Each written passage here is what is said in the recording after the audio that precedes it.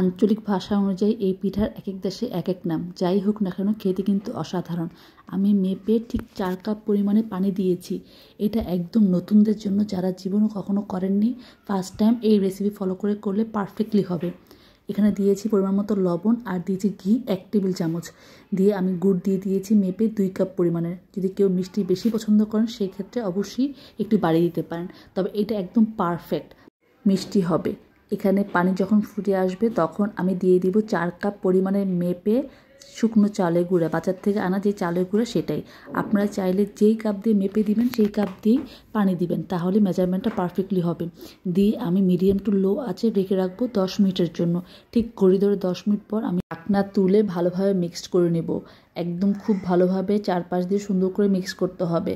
আর এই ক্ষেত্রে চুলার আঁচটা কিন্তু কমই থাকবে, বাড়ানো যাবে না, তাহলে কিন্তু নিচে লেগে যাবে। আর মনে যদি হয় যে পানি বেশি হয়ে গেছে বা এরকম কিছু মনে হলেও সমস্যা নেই, তখন সেক্ষেত্রে চুলাটা একটু বাড়িয়ে দিতে পারেন। প্রথমে পুরোটা মিক্সড করে দেখবেন যে আপনার কোনো পানি বেশি হয়ে গেছে কিনা, কিন্তু এরকম মনে হয় শুকনো চালের গুঁড়া দিয়ে করতে গেলে, কিন্তু পারফেক্টলি পরে হয়ে যায়। আমি আরও 7-8 মিনিটের জন্য ঢেকে রেখে দিয়েছি। ছড়ানো একটি প্লেটে নিয়ে নিয়েছি। হাতে যখন সহনশীল হবে একদম ফ্রেশ নারকেল কোরানো দিয়ে দিব। যত বেশি নারকেল দিবেন তত খেতে কিন্তু টেস্টি হয়। আমি অল্প মেখে নিয়েছি এখন প্রথমে, তারপরে বাকিটা আরও ঠান্ডা হলে বাকিগুলো মাখব। কুসুম গরম থাকা অবস্থায় অবশ্যই মাখার চেষ্টা করবেন, তাহলে পিঠাটা আর ফাটবে না কোনো সাইড দিয়ে। আমি এখন মাখানো শেষ করে বাকিগুলোকে মেখে নিচ্ছি, যাতে আপনার একদম সুন্দর সফট একটা ডো তৈরি হয়ে যায়। যদি পরে মাখেন তাহলে কিন্তু ঠান্ডাটা হয়ে যাবে এবং এটা কিন্তু ভালো হবে না, মাখতে আপনার কষ্ট হয়ে যাবে। এখন এই ডোটাকে আমি এক সাইড করে রেখে বাকিগুলো একইভাবে নারকেল দিয়ে মেখে নিয়েছি।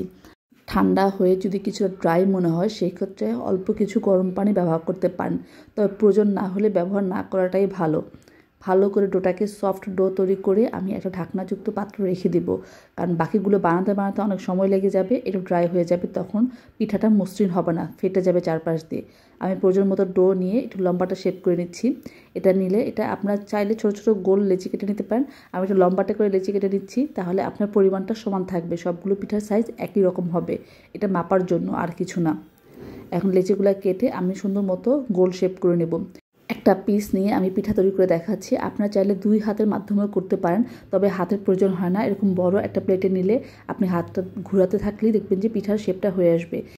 এভাবে করলে শেপটা একটু সুন্দর হয়, পুরোটা গোল হয় না, 2 সাইড দিয়ে একটু শার্প শেপ আসে, দেখতে অনেক সুন্দর লাগে আর খুব দ্রুত করা যায় 2 হাত থেকে করার থেকে। আর আমার পিঠার ডোটা অনেক সফট হয়েছে, যার কারণে পিঠা বানাতে খুব বেশিক্ষণ কিন্তু সময় লাগছে না। দেখেন আমার পিঠাগুলো বানানো হয়ে যাচ্ছে, এবং সবগুলো পিঠা বানানো হয়ে গেলে এক সাইড করে আমি এগুলোকে স্টিম দিব। স্টিম আপনারা যে কোনো পাত্রে দিতে পারেন। আমি একটা রাইস কুকারের ঝাকনা ছিল, সেটার উপর দিয়ে দিয়েছি। কিছুটা অয়েল ব্রাশ করে নিলে আপনার পিঠা একটার সাথে আটা লাগবে না, খুব দ্রুত বয়েল হলে উঠে যাবে। সেজন্য একটু অয়েল ব্রাশ করে দিয়েছি। দিয়ে আমি পিঠাগুলো বসিয়ে দিব। আর আগে থেকে পানি গরম করে বসিয়ে রেখেছিলাম, সেখানে আমি এখন স্টিমের জন্য দিয়ে দিব। এমনভাবে স্টিম করতে হবে যেন বাতাসটা একদম বাইরে না হয়, তাহলে পিঠাটা খুব দ্রুত হয়ে যাবে। চুলা মিডিয়াম আঁচে রাখলে 20 মিনিটে পারফেক্টলি হয়ে যায়। আর যারা নতুন তারা অবশ্যই 25 মিনিট 5 মিনিট বাড়িয়ে রাখবেন, তাহলে আর কোনো সমস্যায় পড়বেন না। ঢাকনা তুললেই বুঝতে পারবেন যে পিঠাগুলো হয়ে গেছে, কারণ কালারগুলো চেঞ্জ হয়ে আসে। আর তা না হলে একটি টুথপিকের স্টিক দিয়ে দেখতে পারেন যে কাঠিতে কিছু লেগে আছে কিনা, তাহলে বুঝে যাবেন যে পিঠা হয়ে গেছে। আলহামদুলিল্লাহ পিঠাগুলো হয়ে গেছে। আমি এখন নামিয়ে নিচ্ছি। আমি একটা ভেঙে দেখাচ্ছি কতটা সফট এবং কতটা জুসি থাকে, এবং এই পিঠার স্মেলটা কিন্তু অনেক সুন্দর হয়। গরম এবং ঠান্ডা 2 অবস্থায় খেতে কিন্তু অসাধারণ টেস্টের। ধন্যবাদ সবাইকে।